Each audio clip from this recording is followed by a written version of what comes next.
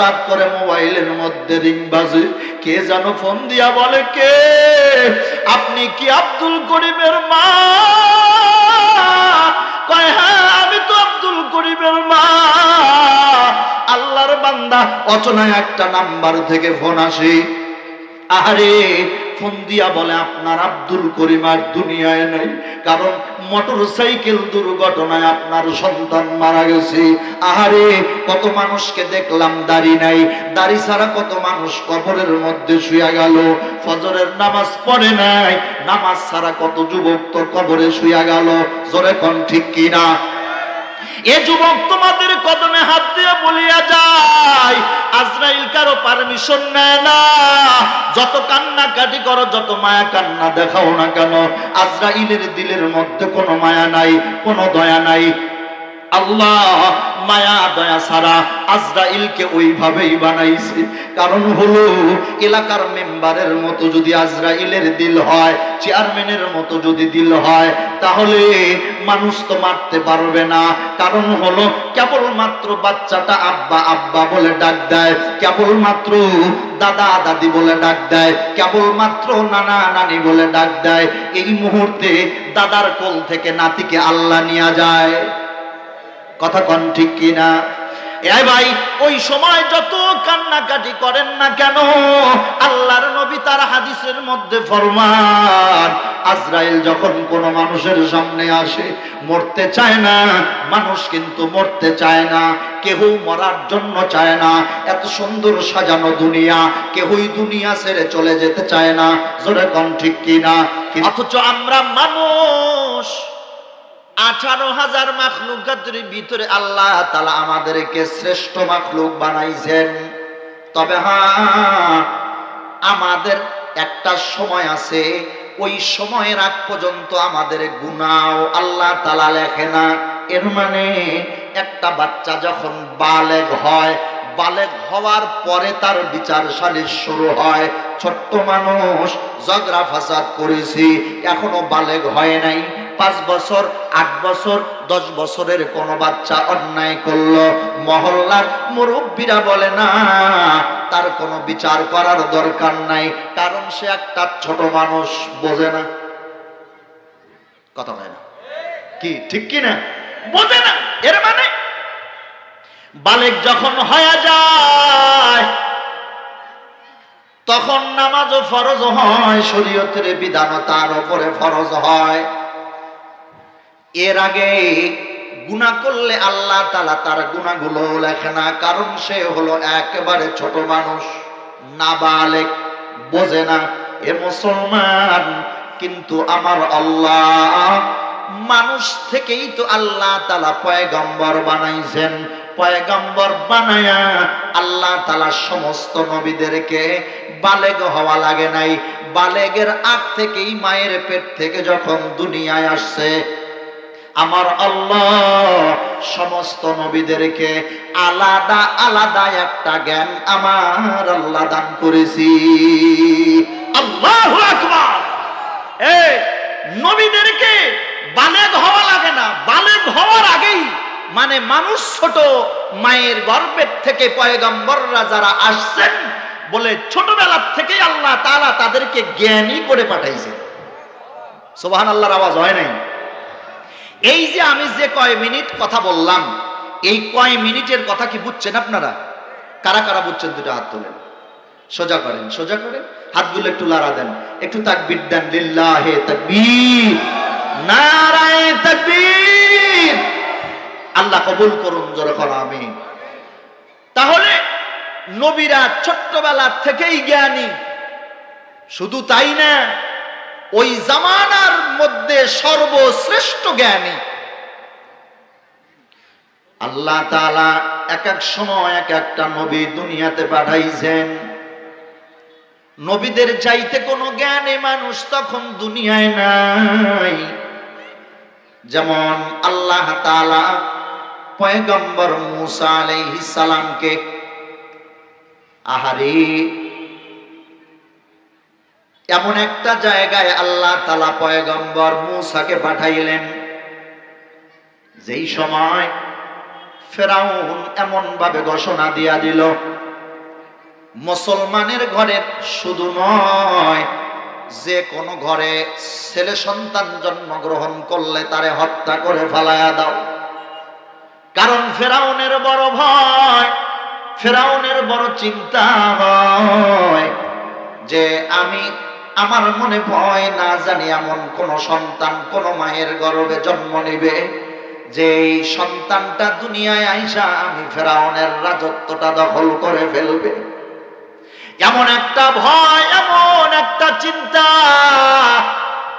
যার কারণে ঘোষণা দেয় মানুষগুলো ছোট্ট ছোট্ট বাচ্চাদেরকেও হত্যা করে ফেলে। যেমন ভাবে জালেমরা বর্তমানে মুসলমানকে নিয়ে বড় ষড়যন্ত্র করে, মুসলমানদেরকে নিয়ে বড় টেনশন, বড় চিন্তা। যেমন তাদের বড় একটা চিন্তা হলো মুসলমানের সংখ্যা যেন দিনে দিনে কমে। কথা হয় না? মুসলমানের সংখ্যা যেন বৃদ্ধি না হয়, যার কারণে জন্ম নিয়ন্ত্রণের বিভিন্ন পদ্ধতি তারা আমাদের মা বাবার ভিতরে দিয়া দেয়, যেন মুসলমানের সংখ্যাটা একেবারে কমে, বিধর্মীদের সংখ্যা যেন বাড়ে। এই যে সিজারের পদ্ধতিটা কোনো মুসলমানের না, এটা হলো বিধর্মীদের একটা বড় ষড়যন্ত্র। কারণ তারা জানে সিজার যদি না করা হয়, কোন মা নরমাল যদি সন্তান জন্মগ্রহণ করে 5টা 7টা না, এমন একটা সময় গেছে ভাই 18-20টা পর্যন্ত আমার মায়েরা, আমার বাবারা সন্তান দুনিয়ায় জন্মগ্রহণ করেছে। এখন তাকায়া দেখো রে মুমিন, 3টার উপরে নেওয়া যায় না, 2টার উপরেই গেলে বড় রিস্ক হয়ে যায়। জোরে কোন ঠিক কিনা? এটা তাদের বড় ষড়যন্ত্র হয়, কারণ মুসলমানের সংখ্যা যেন দিনে দিনে কমিয়া যায়। আহারে, ফেরাউনের বড় টেনশন, কোন ছেলে সন্তান যেন দুনিয়ায় না আসে। যার ঘরে ছেলে সন্তান জন্মগ্রহণ করবে তারে তোমরা হত্যা করে ফেলবা। কারণ মনে বড় ভয়, কোন সন্তান আইলেই মনে হয় আমার ক্ষমতাটা নিয়ে নেবে। মুসলমান নবীর উম্মতের দল, যার কারণে আজকে সারা পৃথিবীর মধ্যে তাকায়া দেখো, ফিলিস্তিনের জমিনের মধ্যে তাকায়া দেখো, ইসরায়েলের সন্ত্রাস বাহিনীগুলো মুসলমানের ঘরে ঢোকে, শুধু বয়োবৃদ্ধ মানুষগুলোকে হত্যা করে না, আমার মা বোনদেরকে শুধু হত্যা করে না, আহারে ছোট্ট ছোট্ট বাচ্চা মাত্র কথা বলা শিখেছে, 3 বছর 5 বছর বয়স, এই বাচ্চাগুলোরেও জাহেলের বাচ্চারা সার পর্যন্ত দেয় না, ক্রস ফায়ারে হত্যা করে দেয়, শহীদ করে ফেলায়। কারণ তাদের মনে বড় টেনশন, মনে বড় ভয়। কারণ একজন মুজাহিদ চলে যায়, আর একজন মুজাহিদের ঘরে আমার আল্লাহ আরো 10 জন মুজাহিদ বানায়া দেয়। ঠিক কিনা? এজন্য তারা ছোট ছোট বাচ্চাদেরকেও তারা শহীদ করে ফেলে। পয়গম্বর মুসা আলাইহিস সালাম ছোট্ট মানুষ, আল্লাহ তাআলা মুসার মাকে বললেন নদীর মধ্যে ভাসায়া দাও। বুঝানোর জন্য বলি, লম্বা ঘটনা সংক্ষেপ করে বলি, ভাসায়া দেয়। সব খেলার সমস্ত মেন খেলোয়াড়টা কি? আর জোরে বলে, জোরে ডাক দেন আল্লাহ। আল্লাহ যদি কোনো মানুষের সাহায্যকারী হয়, পৃথিবীর কোন মানুষ দুশ্মনী করে সেখানে আর পাত্তা পাবে না। জোরে কোন ঠিক কিনা? এ মুসলমান, বিগত আওয়ামী লীগ সরকার আপনারা দেখেছেন 15-16টা বছর কোরআনের মাহফিল বন্ধ করার জন্য অনেক প্রকার ষড়যন্ত্র তারা করেছে, কিন্তু না, শেখ হাসিনার ষড়যন্ত্রর চাইতে আমার আল্লাহর প্ল্যান সত্য কিনা? আল্লাহ তাআলা এমন একটা পদ্ধতি করে দিলেন, সারা বাংলাদেশের জমিনটা কোরআনের জন্য উন্মুক্ত করে দিয়েছেন। এ মুসলমান, এইটা বলা আমার উদ্দেশ্য না। আল্লাহ চায় মুসা টেনশন করবা না, তোমার দায়িত্ব তো আমি আল্লাহর হাতে নিয়ে নিলাম। সুবহানাল্লাহ। 16 ডিসেম্বর কইেন, আরো জোরে বলেন, হ্যাঁ আমি আল্লাহ নিয়ে নিলাম। ফেরাউনের নদীর ঘাটের মধ্যে যায় আটকিয়া যায়, আরে ফেরাউনের ঘরে পয়গম্বর মূসাকে নিয়ে যাওয়া হলো। সুন্দর চেহারা, আল্লাহ তাআলার কুদরত বোঝা বড় কঠিন। আল্লাহ যেই জামানার মধ্যে যেই নবীকে পাঠাইছে, শ্রেষ্ঠ জ্ঞানী, শ্রেষ্ঠ সুন্দর করে আল্লাহ তাআলা পয়গম্বরদেরকে বানাইছি। বলে আল্লাহ তাআলা যেই জামানায় যেই নবীকে পাঠাইছে, ওই জামানার জন্য ওই নবী হলো সর্বশ্রেষ্ঠ এবং সবচেয়ে সুন্দর। নিয়ে যাওয়া হলো ফেরাউনের রাজমহলে। ভালো লাগে, সুন্দরও দেখা যায়, কিন্তু মনে বড় ভয়। পুরুষ না জানি এইটাই মনের মধ্যে, চোরের মনে পুলিশ পুলিশ আছে না, একথা হয় না, মনে তো ভয় যে না জানি আসি। আমার মনে হইতেছে এইটাই, আসিয়া শোনো, এইটাই বোধহয় আমার রাজ সিংহাসনটা দখল করবে। ফেরাউনের স্ত্রী বলে না, আপনি একটা পাগল, আপনার চিন্তা ভাবনাটাও পাগল। আল্লাহু আকবার। ছোট্ট মানুষ, এরে দেখা কেমনে অনুমান করলেন আপনার ক্ষমতার চেয়ার সে দখল করবে? চিন্তার কোনো কারণ নাই। ফেরাউন বলে না, আমার মনে বড় ভয়, আমার ভয় এই সন্তানটাই আমার দুশ্মন হয়ে দাঁড়ায়া যাবে। আসিয়া বলে, তাহলে পরীক্ষা করো, পরীক্ষা করো। আসিয়াও জানে আল্লাহ এই সন্তানটাকে যা তা সন্তান বানায় নাই, আল্লাহ অবশ্যই নবী বানায়া পাঠাইছে। জোরে কোন ঠিক কিনা? পরীক্ষা করার জন্য এক জায়গার ভিতরে স্বর্ণ, আর একদিকে রাখা হলো আগুন।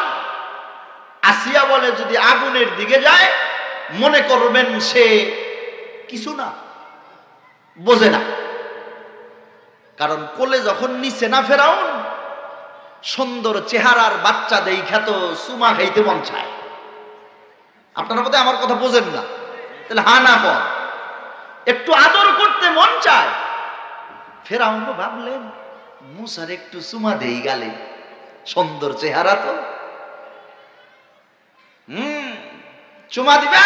আহো মিয়া সাহেব, আহো, আমিও রেডি। আল্লাহু আকবার।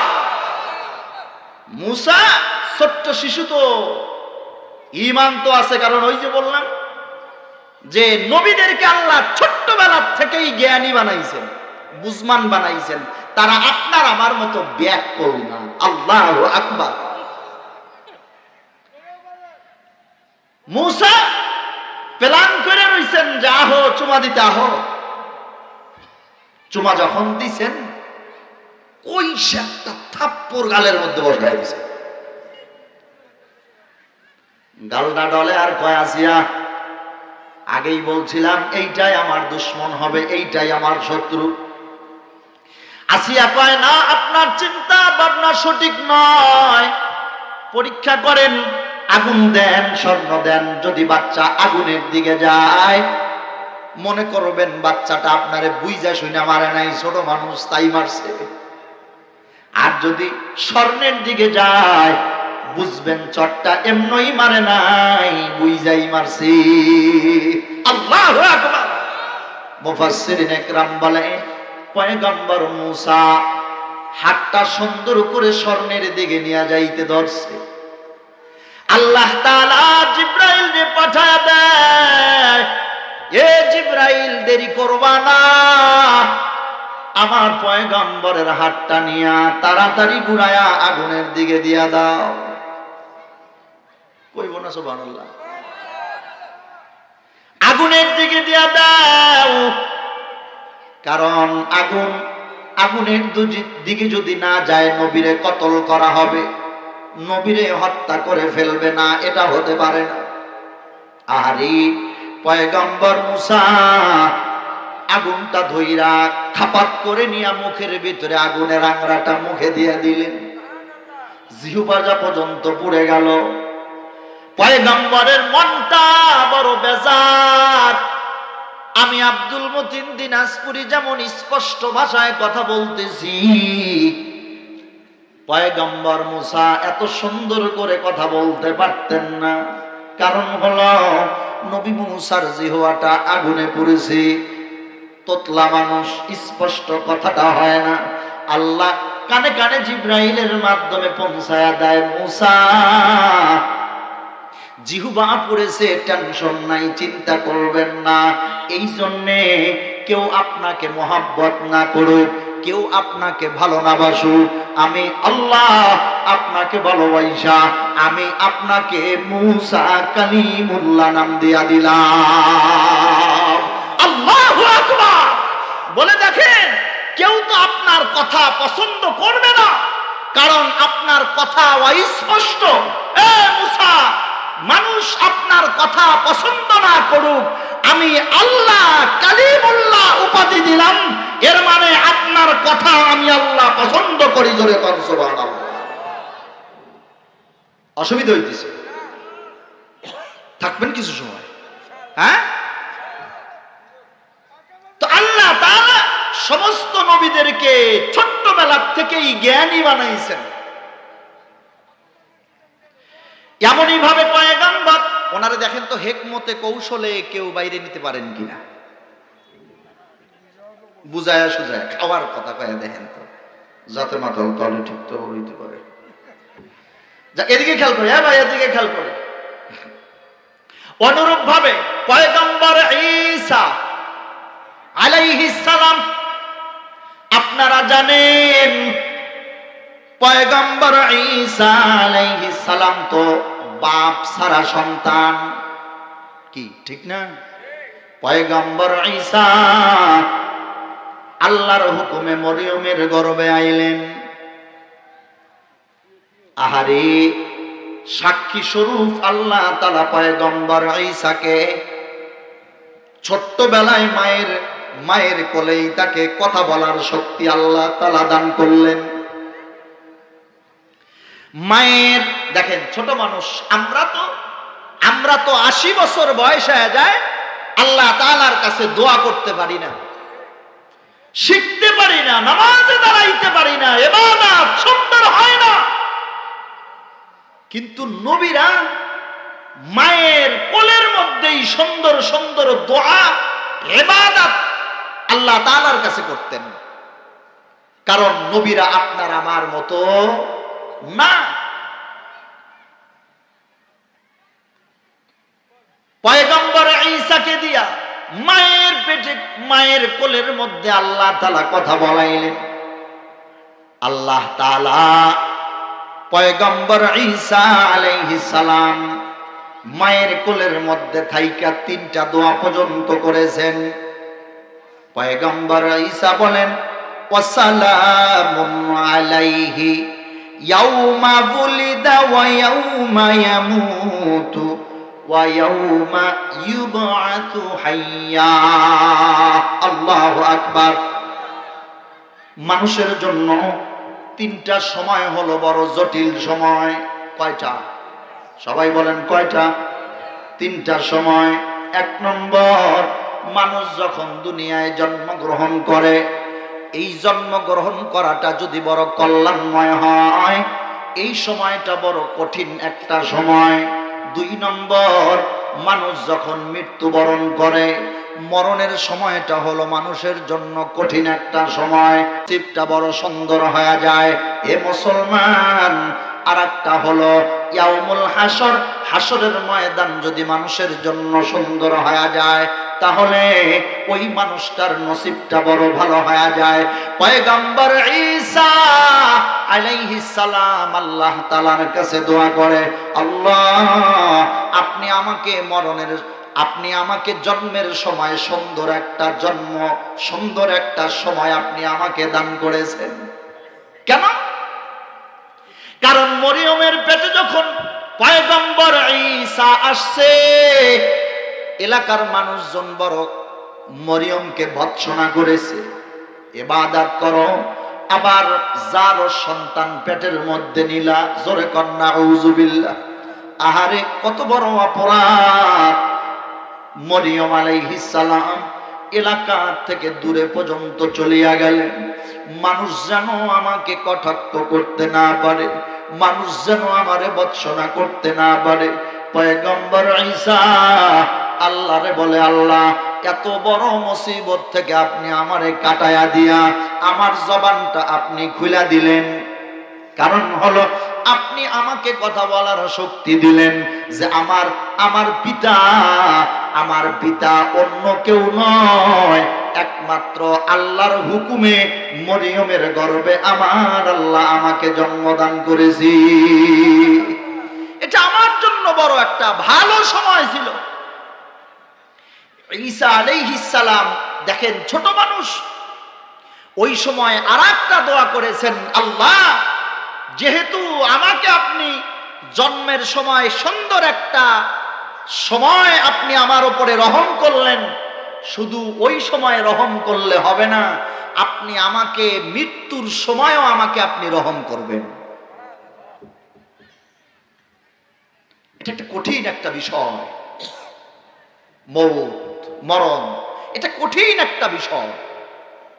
আল্লাহ বলেন, আল্লাযী খালাকাল মাউতা ওয়াল হায়াতা, আমি আল্লাহ তাআলা তোমাদেরকে মরণ দিলাম, আবার জীবিত করলাম। কেউ যদি মরণের সময় পাশ করতে পারে, ওর জন্য কবরও পাস। সুবহানাল্লাহ কোন?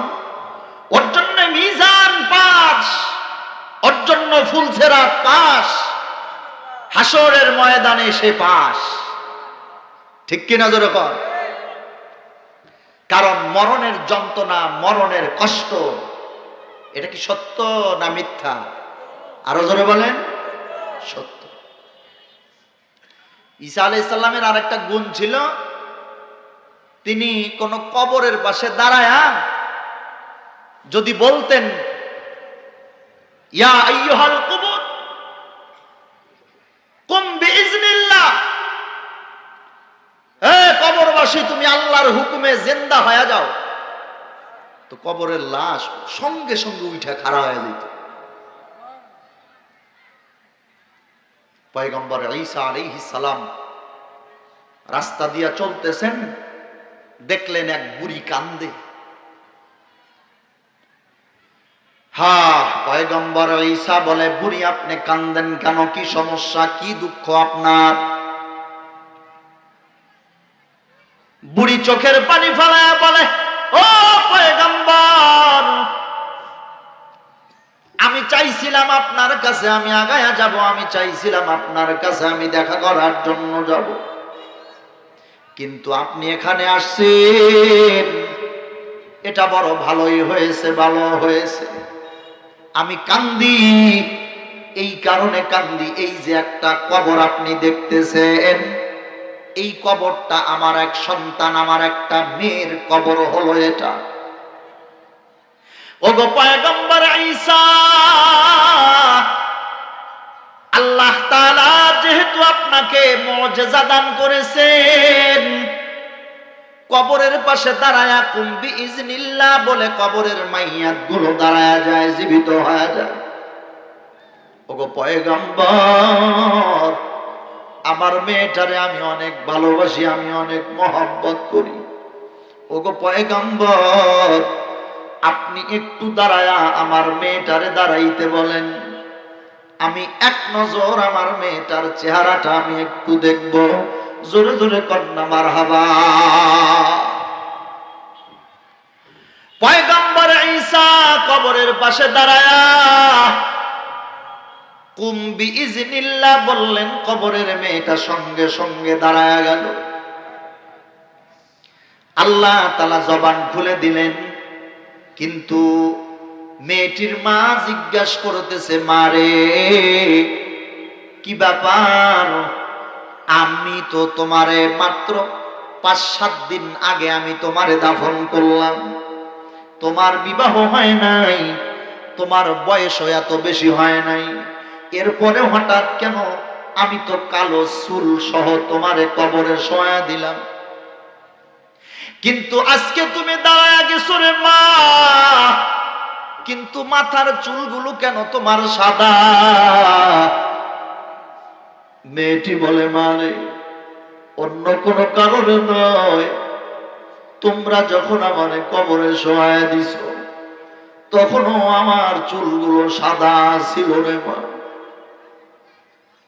কিন্তু বড় আফসোস, বড় চিন্তা, নবী ঈসা কবরের পাশে দাঁড়ায় আমারে দাঁড়াইতে বলছেন, আল্লাহ তাআলা আমারে আবারও জীবিত করলেন। এ মা, আল্লাহ তাআলা বলেন যে পৃথিবীর মধ্যে তো এমন কোন জীবজন্তু নাই যার মরণ নাই। কথা বলে না, সবারই মরণ আছে। মা, আমার বড় চিন্তা হইল, আল্লাহ আমারে দুনিয়ায় একবার পাঠাইছেন, আজরাইল রে পাঠায়া দিয়া আমার একবার তো মরণ হয়ে গেছিল। ও মা, নবী ঈসা যখন আমারে আবার দাঁড়াইতে কইছে রে মা, এখন আমার বড় চিন্তা, আবার তো আমার মরণ হবে। কথা কোন ঠিক কিনা? আজরাইল আবার আমার রূহটা নিয়ে যাবে। ও মা, মরণের যে কষ্ট, আমি প্রথমবার যে কষ্ট পাইছি রে মা,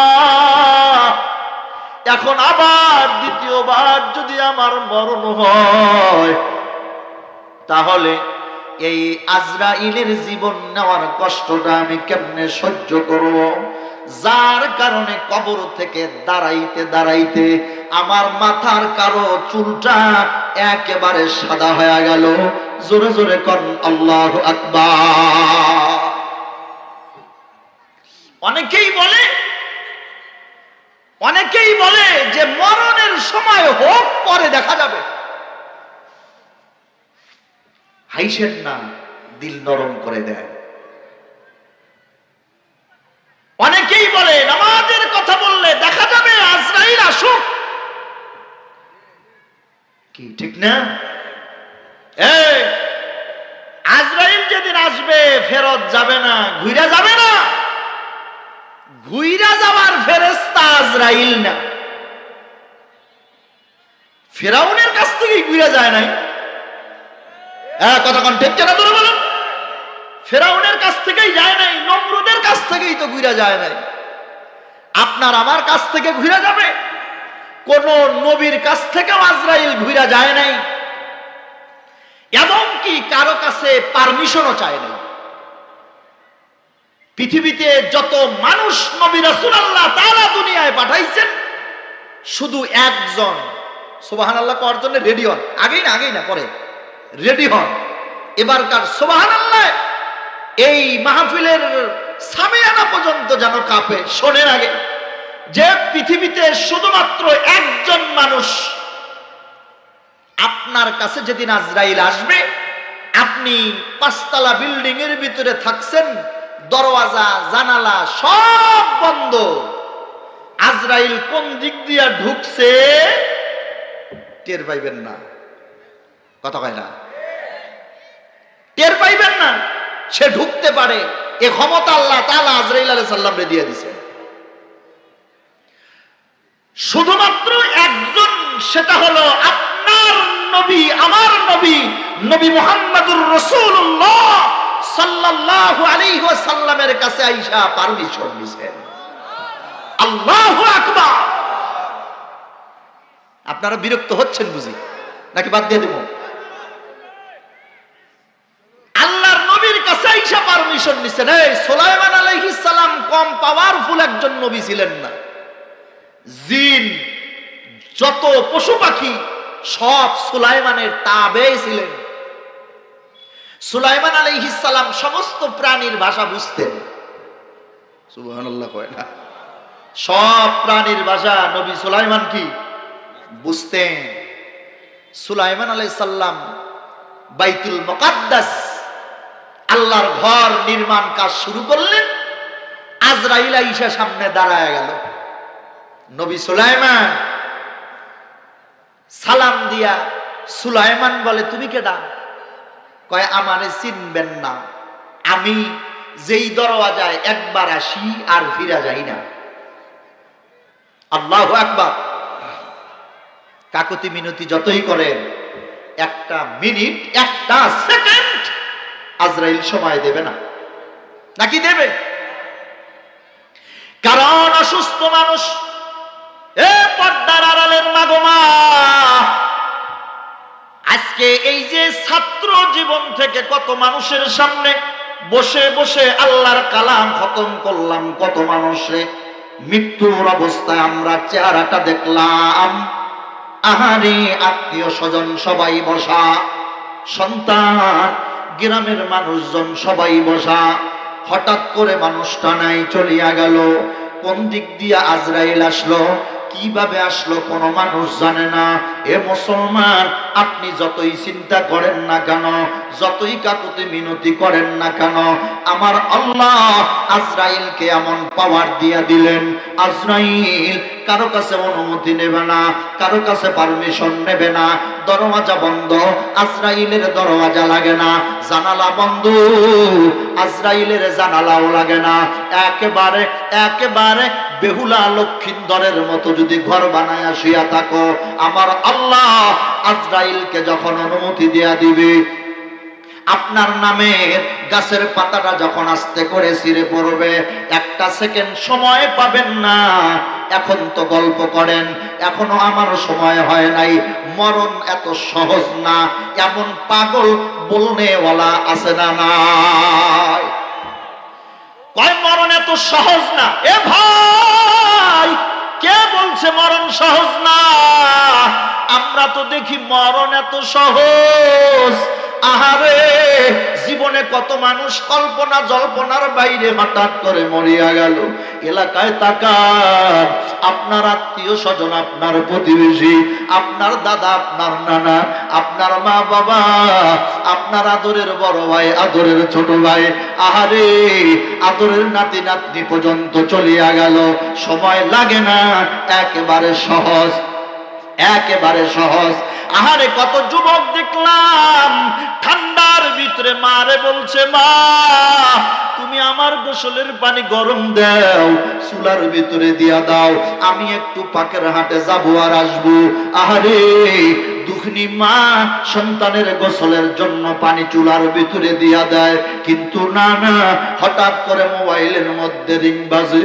কে যেন ফোন দিয়া বলে, কে আপনি কি আব্দুল করিমের মা? কয় হ্যাঁ, আমি তো আব্দুল করিমের মা। আল্লাহর বান্দা, অচেনা একটা নাম্বার থেকে ফোন আসে। আরে, ফোন দিয়া বলে আপনার আব্দুল করিম আর দুনিয়ায় নাই, কারণ মোটরসাইকেল দুর্ঘটনায় আপনার সন্তান মারা গেছে। আহারে, কত মানুষকে দেখলাম দাড়ি নাই, দাড়ি ছাড়া কত মানুষ কবরের মধ্যে শুয়ে গেল, ফজরের নামাজ পড়ে নাই, নামাজ ছাড়া কত যুবক তো কবরে শুয়ে গেল। জোরে কোন ঠিক কিনা? এ যুবক, তোমাদের কদমে হাত দিয়ে বলিয়া যায়, আজরাইল কারো পারমিশন নেয় না। যত কান্নাকাটি করো, যত মায়া কান্না দেখাও না কেন, আজরাইলের দিলের মধ্যে কোনো মায়া নাই, কোনো দয়া নাই। আল্লাহ মায়া দয়া ছাড়া আজরাইলকে ওইভাবেই বানাইছে। কারণ হলো, এলাকার মেম্বারের মতো যদি আজরাইলের দিল হয়, চেয়ারম্যানের মতো যদি দিল হয়, তাহলে মানুষ তো মারতে পারবে না। কারণ হলো, কেবলমাত্র বাচ্চাটা আব্বা আব্বা বলে ডাক দেয়, কেবলমাত্র দাদা দাদি বলে ডাক দেয়, কেবলমাত্র নানা নানি বলে ডাক দেয়। এই মুহূর্তে দাদার কোল থেকে নাতিকে আল্লাহ নিয়ে যায়। কথা কন ঠিক কিনা? এ ভাই, ওই সময় যত কান্নাকাটি করেন না কেন, আল্লাহর নবী তার হাদিসের মধ্যে ফরমান, আজরাইল যখন কোন মানুষের সামনে আসে, মরতে চায় না মানুষ, কিন্তু মরতে চায় না, কেউ মরার জন্য চায় না। এত সুন্দর সাজানো দুনিয়া, কেউই দুনিয়া ছেড়ে চলে যেতে চায় না। জোরে কোন ঠিক কিনা? কিন্তু না না, বারবার বারবার কাকুতি মিনতি করে বলে, এবারের মতো ফিরে যাও আজরাইল, মিনতি করিয়া কই তোমাকে। এবারের মতো ফিরে যাও আজরাইল, মিনতি করিয়া কই তোমাকে। আসমান জমিন চেহারা তোমারো, ভয়ে কাঁপছি মৌতের ডরে রে, মিনতি করিয়া কই তোমাকে। এবারের মতো ফিরে যাও আজরাইল, মিনতি করিয়া কই তোমাকে। আমি যখন যাইব মরিয়া, ছেলে মেয়ে কান্দিবে আব্বা আব্বা বলিয়া, কেমন সহিব তাদেরই কান্নারে, কেমন সহিব তাদেরই কান্নারে, মিনতি করিয়া কই তোমাকে। জোরে কোন ঠিক কিনা? এভাবে কান্নাকাটি করবেন, কিন্তু আজরাইল আপনাকে একটা মিনিট একটা সেকেন্ড পর্যন্ত সময় দেবে না। এ মুসলমান, আজ থেকে 2 বছর আগে বরিশাল থেকে, ঢাকা থেকে বরিশালগামী একটা লঞ্চ, আহারে রাতের অন্ধকারে লঞ্চের ভিতরে আগুন লেগে গেল। আল্লাহর কুদরত, আল্লাহর কারিশমা বোঝা বড় কঠিন। আজকে তাকায়া দেখে ঢাকা শহরের মধ্যে কত বড় বড় বিল্ডিং এ আগুন লেগে যায়। ফায়ার সার্ভিসের কর্মীরা, দমকল বাহিনীর কর্মীরা বলে পানির ঘাটতির কারণে, পানির কমতির কারণে আগুন নিভাইতে বিলম্ব হয়। জোরে কোন ঠিক কিনা? আল্লাহ বলে না না, আগুন তোমার কথা মানে না, আগুন তো আমি আল্লাহর কথা মানে। এ মুসলমান, আল্লাহ তাআলার কুদরত বড় কঠিন। আহারে বরিশাল থেকে ঢাকাগামী লঞ্চটা যখন রওনা দেয়, রাত তখন 2টা থেকে 2:30 পর্যন্ত বেজে গেল। হঠাৎ করে লঞ্চের 3 তলায় পর্যন্ত আগুন লাগিয়া গেল। আহারে বিশাল বড় জাহাজ, দাউ দাউ করে আগুন জ্বলে, আগুনের কোনো সীমা রেখা নাই, আগুন জ্বলে। কিতাবের ওই পরের দিন পত্রিকার খবরের মধ্যে আমরা যতটুকু পাইলাম, আল্লাহর এক বান্দা যুবক তার 5 বছরের একটা বাচ্চারে নিয়া তার বিবি সহ 3 তলার ছাদের মধ্যে ঘুমাইতেছিলেন। কিন্তু না না, আগুনের তাপে হঠাৎ করে তার ঘুমটা ভাঙ্গিয়া গেল। মেয়েটি সঙ্গে সঙ্গে উঠিয়া চিৎকার দিয়া তার স্বামীরে বলে, তাড়াতাড়ি ওঠো, জাহাজের মধ্যে আগুন লেগে গেছে, বাঁচার কোনো রাস্তা নাই, বাঁচার কোনো সুযোগ নাই। মহিলা আহারে বাচ্চাটারে কোলের ভিতরে নিয়া জাহাজের এক সিঁড়ি দিয়া নামতে চায়, কিন্তু আগুনের পাওয়ারে আল্লাহর বান্দি নামতে পারে না। যেদিকে তাকায় শুধু আগুন আর আগুন। আল্লাহ বুঝায়া দেয় চতুর্পাশে পানি, তারপরও আগুন কিন্তু দাও দাও দাও দাও করে জ্বলে। ছোট্ট মানুষটারে নিয়া তার মা, ছোট্ট বাচ্চার মাটা বলে, স্বামীরে বলে, আমি তো বাঁচবই না, বাঁচার কোনো গ্যারান্টি নাই, আমি মরবো, এটাই বাস্তব, এতে কোনো ভুল নাই, কারণ বাঁচার কোনো রাস্তা আমি দেখি না। ও স্বামী, আপনি দেরি করবেন না, আমার ছোট্ট বাচ্চাটারে নিয়ে আপনি জাহাজ থেকে পানিতে লাফ দেন।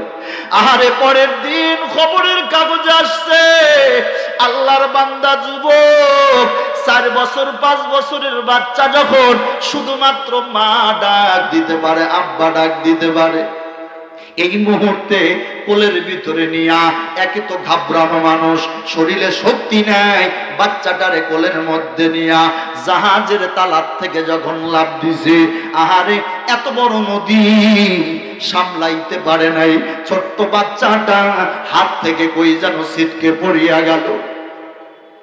অন্ধকারে দেখা যায় না। ওই বাচ্চাটার বাবা বলতেছিল, আমার সন্তান যখন আমার হাত থেকে ছুটিয়া যায়, তখন আমার সন্তান বলতেছিল, বাবা আমারে বাঁচাও, বাবা আমারে বাঁচাও, আমারে মারিও না। কিন্তু কে কার কথা শুনে কেমনে বাঁচানো সম্ভব? পানির গর্জনে মুহূর্তের মধ্যে আল্লাহর বান্দা শিশুটারে কই যেন হারায়া ফেলছে। এ মুসলমান, দিলটা নরম করে দেন। এই দুনিয়া অস্থায়ী দুনিয়া। জাহাজটার ভিতরে পরের দিন আমরা দেখলাম এই যে একটা মানুষ ঘড়ি হাতের ভিতরে দিয়া জাহাজের মধ্যে ঘুমায়া পড়ছে, মানুষটার ঘড়িটা পুড়ে আংরা হয়ে গেছে। আজকে ঘড়ি আছে, ঘড়িওয়ালার হাতটা সেখানে আর নাই। অনেক মানুষ টিফিন বাটির মধ্যে খানা নিয়ে আসছে, ওই খানা পুড়ে আংরা হয়ে গেল, খানের খাওয়া মানুষ আর সেখানে নাই। আজকে দিলটা নরম করে দেন। কিসের বাহাদুরিতে বান্দা দুনিয়ার দাম্ভিকতার ভিতরে চলো? আজরাইল একটা মিনিট সময় দিবে না, অনুমতিও নেবে না, পারমিশন নেব না। নবীদের কাছেই তো নেয় নাই, আপনি আমি আর কে? কথা বল না কেন? নবীদের কাছেই নেয় নাই, আর আপনি আমি কোথাকার কি? সুলাইমানের কাছে যা বলে, ও পয়গম্বর সুলাইমান, আমি আল্লাহর পাঠানো আজরাইল, আমি আল্লাহর পাঠানো আজরাইল। কেন আইছেন? কয় আমি আপনারে নিয়ে যাওয়ার জন্য আইছি। আল্লাহু আকবার! কথা বোঝেন না বিরক্ত হন? আমি আপনারে নিয়ে যাওয়ার জন্য আইছি, চলেন যাই। নবীরা তো জ্ঞানী। সুলাইমান নবী বলে, আমারে নিয়ে যাইতে আইছো এটা তো আমি বুঝছি, কিন্তু আমারও দিল চায় যে দুনিয়ার মায়া ত্যাগ করে আমি আল্লাহ তাআলার সাক্ষাতে চলে যাই। কিন্তু আমার কান্দে তো বিশাল একটা কাজ, সেটা হলো আমি বাইতুল মুকাদ্দাস আল্লাহর ঘর আমি কাজ করতেছি, নির্মাণ করতেছি। আমার কাছে তো মানুষ শ্রমিক নাই, আমার তো কাজ করা লাগে জিনের দ্বারা, আর জিন বড় খারাপ জিনিস, ওরা না থাকলে কাজ করবে না। সুতরাং তুমি আমার একটু সময় দাও, আমি আল্লাহর ঘরটা নির্মাণ কাজ শেষ করে পরে আমি যাই। কথা কি বুঝছেন? আজরাইল কয় টাইম নেই। আজরাইল কারো পারমিশন নেয় না, সময়ও দেয় না, চলেন জায়গা। আল্লাহ তাআলা জিবরাইল রে পাঠায়া দিয়া কয়, আজরাইল রে কও যে আল্লাহ তাআলার কাছে একটা পদ্ধতি আছে, সে পদ্ধতিতে বাইতুল মুকাদ্দাস নির্মাণ করা সম্ভব। কিন্তু পয়গম্বর সুলাইমান রে 1 সেকেন্ড সময় দেওয়া যাবে না। কয় পয়গম্বর বুদ্ধি আছে, কেমনে? কয় আপনি মরিয়া যাবেন, আপনি মরবেন, কিন্তু জিনেরা একজনও জানবে না, জিনেরা একজনও বুঝতে পারবে না আপনি মরছেন। সুবহানাল্লাহ। জানুয়ারি মাসে কইেন, আরো জোরে কোন, চিল্লায়া বলেন আল্লাহু আকবার। এ সুলাইমান, আপনি মরবেন, জিনেরা একজনও জানবে না, কিন্তু আপনি মরিয়া যাবেন। সুলাইমান পয়গম্বরকে জিনেরা দেখে অনেক ভয় করত, অনেক ভয় করত। কারণ জানে সুলাইমানের সামনে উল্টা পাল্টা করলে লাঠির বাড়ি খাওয়া লাগবে, লাঠির আঘাত খাওয়া লাগবে। আল্লাহ আজরাইল নে পাঠায়া দিয়া সুলাইমানকে মৃত্যু দান করলেন। তবে হ্যাঁ, একটা লাঠির ভিতরে ভর কইরা হেলান দিয়া পয়গম্বর সুলাইমান দাঁড়াইলেন। এদিকে আজরাইল রুহটা পর্যন্ত নিয়ে গেছে, জিনেরা পর্যন্ত টের পায় না। সুলাইমান লাঠিটা ধইরা সুন্দর করে দাঁড়ায়া রইলেন।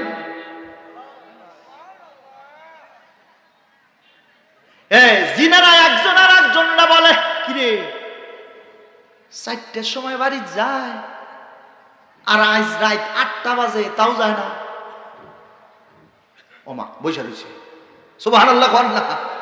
জিনেরা একজন আর একজনরে বলে, কয় বিকালেই তো বাড়ি যায়, আজকে কি ভাত টাত খাইবো না নাকি? নবী সুলাইমান ভাত খাইবো না, খিদাও বুঝে লাগে না। আল্লাহু আকবার। হ্যাঁ, এ খেলা কার? আল্লাহ পারে কি পারে না? আল্লাহ। আল্লাহ क्या मुबारक नाम है, अल्लाह अल्लाह आशिकों का काम है, अल्लाह अल्लाह हिचो शिरीन निस्तु नाम, शिरोशा कर्मी कुनद जानम तमाम कादरे कुदो रत्तदारी बरकमाल, अंता रब्बी अंता हसबी जुल जलाल, तुही कादर जलीलुल्लाह जहादार, बहरहाल तुही मेरा निगाहदार। সুলাইমান দাঁড়ায় রইলেন, এই জিনের আওয়াজ যায় না, কারণ বড় ভয়। সুলাইমান যদি না যায় তাহলে আমরা কেমনে যাব? সুলাইমান যদি না যায় আমরা কেমনে যাব? এ মুসলমান, পয়গম্বর সুলাইমান দাঁড়ায় রইলেন, এইভাবে দাঁড়ায়াই থাকলেন। জিনেরা রাত দিন 24 ঘন্টা মেহনত করে বাইতুল মুকাদ্দাসের কাজ করা শুরু করছি। ঘুমায় না, খায়ও না, টেনশন, বড় টেনশন। কাজ আগে শেষ করো, বাইতুল মুকাদ্দাসের কাজটা শেষ। হঠাৎ করে আস্তে করে যায় একজন জিন সুলাইমান রে একটু ধরছে। কইব না যে নবী সুলাইমান কাম তো শেষ, কিছুই দেখি কয় না। আস্তে করে যখন লাড়া দিছে, পয়গম্বর সুলাইমানের লাশটা আস্তে করে হেলে জমিনের মধ্যে পড়ে গেছে। এইবার একজন আর একজনারে বলে, এটা কেমন কথা, কেমন কথা, বড় কঠিন, বড় আজীব তামাশা। কিরে, কেউ বা আইসা বুকের মধ্যে হাত দেয়, তারপরেও দেখে সুলাইমান লড়ে নাকি। কেউ বা মুখের ভিতরে হাত দেয়, না না, নবী সুলাইমান তো লড়ে না।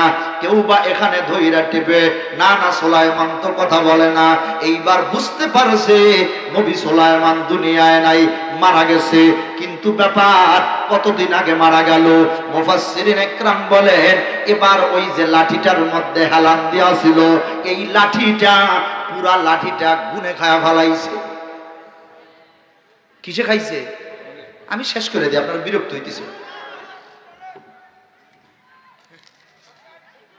আরে এটা তো আমার মাথায় আছে, আমি বলছি না, এর দেয়া লাগে। আমি সময় 1 সেকেন্ডও আমি নিব।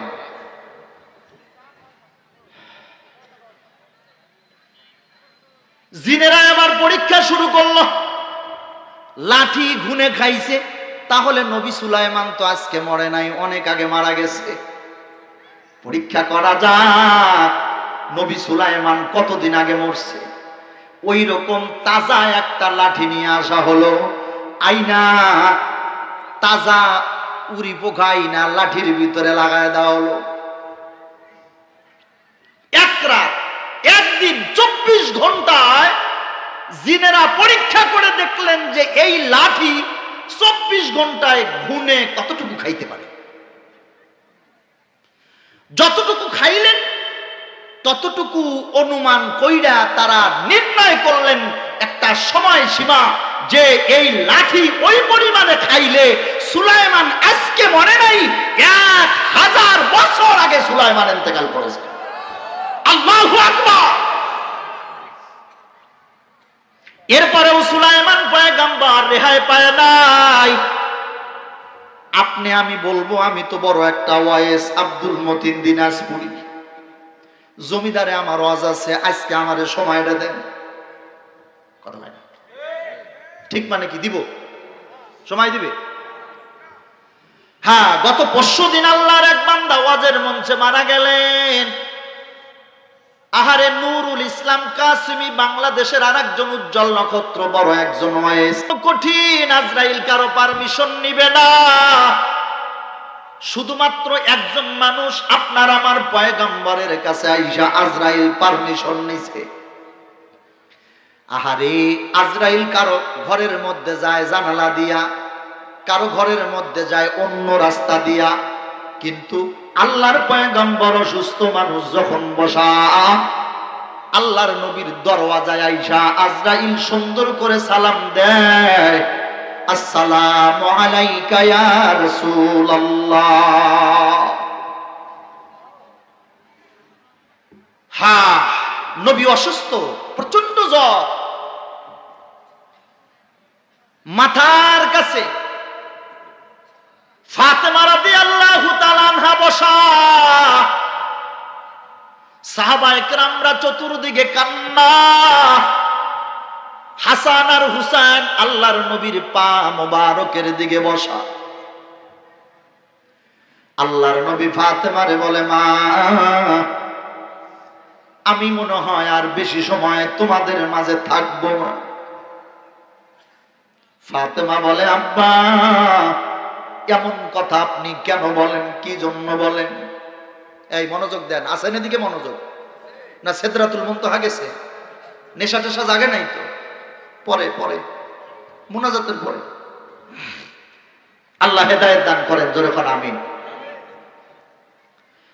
হ্যাঁ, আল্লাহর নবী বলে, মা ধরো তুমি একটা ঘরের কাজের জন্য মিস্ত্রি আনলা, ঘরের কাজ শেষ, এবার খামাখা কি মিস্ত্রিকে তুমি বাড়ির মধ্যে রাখবা? ফাতেমা বলে, না আব্বা, কখনো না। আল্লাহর নবী বলে, ফাতেমা আল্লাহ আমারে একটা উদ্দেশ্য করে আমাকে দুনিয়ায় পাঠাইছেন, তা হলো এক আল্লাহর দাওয়াত দেওয়া, মানুষকে অন্ধকার থেকে আলোর পথে আনা। আমার বয়ান আমি শেষ প্রান্তে চলে আসছি। আল্লাহর নবী বলে, মা আমার সময় শেষ, আমার কাজও শেষ, এখন আর থাকার কোনো দরকার আমার নাই। মা ফাতেমা কান্দে, হাসান হুসাইন আল্লাহর নবীর মোহাব্বতে কান্দে। আল্লাহর নবী ফাতেমা বলে, মা ফাতেমা আমি পয়গম্বর কথা দিলাম, হাসরের ময়দানে আমি সর্বপ্রথম তোমাদের সাথে সাক্ষাৎ করব। ফাতেমা বলে, আব্বা হাসরের ময়দান তো বিশাল একটা মাঠ, কোন জায়গার ভিতরে আমি আপনারে পাবো, কোথায় গেলে আপনারে পাবো? ফাতেমা বলে, ইয়া রাসূলুল্লাহ হাউজে কাউসারের সামনে, সেখানে গেলে কি আপনাকে পাবো নাকি কোন জায়গায় পাবো? আপনি আমার একটু বলে দেন, আমার জন্য খুঁজে পাইতে বড় সহজ হয়। আল্লাহর নবী বলে, ফাতেমা হাউজে কাউসারের সামনে তালাশ করবা, সেখানে যদি না পাও জান্নাতের দরওয়াজায় তালাশ করবা, সেখানে যদি না পাও মিজানের সামনে যা আমারে তালাশ করবা, সেখানে যদি না পাও ফুলসেরাতের পুলের কাছে যা আমারে তালাশ করবা। এ মা সেখানেও যদি না পাও রে মা, আমি পয়গম্বরকে জাহান্নামের দরওয়াজায় তালাশ করবা।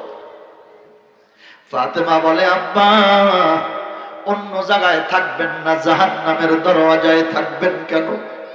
আল্লাহর নবী বলে, মা আমার বড় মায়ের উম্মত, যে উম্মতের কারণে আমি দান মোবারক শহীদ করেছি, আমার ওই গুনাহগার উম্মতরা যেন জাহান্নামের আগুনে না যায়, আমি পয়গম্বর সেখানে থাকব। মুসলমান নবীর উম্মত, পর্দার আড়ালের মা গো মা, কথা বলতে বলতে বাড়ির দরওয়াজায় কে যেন সালাম দেয়, আসসালামু আলাইকা ইয়া রাসূলুল্লাহ, আসসালামু আলাইকা ইয়া হাবিবাল্লাহ, সালাম দেয়। আল্লাহর নবী ফাতেমারে বলে, মা কোন মেহমান আসছে, দরওয়াজার ভিতরে যায় দেখো। ফাতেমা দরওয়াজা খুলিয়া দেন। ফাতেমা তাকায় একটা চিৎকার মারলেন, তাকায়া দেখে এমন একজন লোক, এমন লোক কোনদিন আমরা চোখে দেখি নাই, যার মাথাটা হলো প্রথম আসমানে, পাটা হলো জমিনের ভিতরে দাঁড়ানো। ফাতেমা চিৎকার দিয়া বলে, ওগো পয়গম্বর, এত বড় মানুষ তো কোনদিন দেখি নাই। আল্লাহর নবী বলে, মা এটা সাধারণ কোন মানুষ নয়, এটা অবশ্যই আজরাইল এসেছে আমাকে নিয়ে যাওয়ার জন্য। ও মা দেরি করবা না, দরওয়াজা তাড়াতাড়ি খুলিয়া দাও, আজরাইল রে আমার সালাম দাও, আমার কাছে আসতে দাও। আজরাইল আসছে। আল্লাহর নবীরে বলে, পয়গম্বর আল্লাহ তাআলা আপনার কাছে অনুমতি চাইছেন, আপনি কি দুনিয়ায় থাকবেন নাকি চলিয়া যাবেন? আপনি যদি দুনিয়ায় থাকতে চান, আল্লাহ তাআলা আপনাকে হায়াত বাড়ায়া দিবে, আপনার যেটা মন চায় আপনি করেন, আল্লাহ তাআলা সেটা আপনার দোয়া কবুল করবে। এখন আপনি বলেন থাকবেন না আপনি যাইবেন? জোরে জোরে কোন সুবহানাল্লাহ। এমন একজন নবী আল্লাহ তাআলা আপনাকে আমাকে দিছেন। আল্লাহর পয়গম্বর বলে না, আমার থাকার দরকার নাই। লম্বা ঘটনা সংক্ষেপ করে শেষ করে দেই। আল্লাহর পয়গম্বর অনুমতি দিয়া দিলেন, ভাই আজরাইল তুমি আমার রূহটা নিয়ে যাও, আমি তোমারে পারমিশন দিয়া দিব। আজরাইল আল্লাহর পয়গম্বরের রূহ নেওয়া শুরু করলেন। ওগো পয়গম্বর হঠাৎ করে বলে, আজরাইল ভাই একটু দাঁড়াও। কি ব্যাপার, কি ব্যাপার, তুমি কেন আমারে এত কষ্ট দিতেছো, তুমি কেন আমারে এত কষ্ট দিতেছো? আজরাইল বলে, পয়গম্বর না না, এখনো আমি রূহ নেওয়া শুরু করি নাই, শুধুমাত্র আমার ডান হাত খানা আপনার সিনা মোবারকে রাখছি, এখনো আমি রূহ নেওয়া শুরু করি নাই। আল্লাহর নবী বলে, আজরাইল তুমি তো বলো ডান হাত খানা সিনায় রাখছো। ওগো আজরাইল আমার মনে হয় উহুদ পাহাড়টা এনে তুমি আমার সিনার উপরে চাপ দিয়া দিছো। আজরাইল রে, এ আজরাইল একটা ফরিয়াদ, তুমি যত কষ্ট আমি নবীরে দাও, কিন্তু আমার গুনাহগার উম্মত যেন মরণের সময় কোনো কষ্ট না পায়। আজরাইল তুমি এইটা করো, আমি আমার গুনাহগার উম্মতের কষ্ট পয়গম্বর সহ্য করতে পারবো না। জোরে জোরে কন্যা মারহাবা।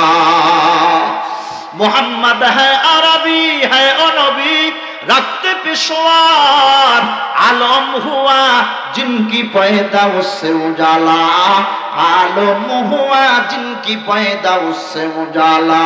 शफीउल उमम हमारा नबी रोज क़यामत शफाअत करेगा अल्लाह की पास गुनाहगार उम्मत, शफाअत करेगा अल्लाह की पास गुनाहगार उम्मत। এজন্য মরণের কষ্ট থেকে আমরা বাঁচতে চাই কি বাঁচতে চাই না? কবরে শান্তি চাই কি চাই না? আল্লাহর নবী আমাদেরকে বন্ধু বানাবে চাই কি চাই না? এ মুসলমান, আল্লাহর নবীর কাছে যদি ভালো হইতে চায় তাহলে সুবর্ণ একটা সুযোগ হলো এই যে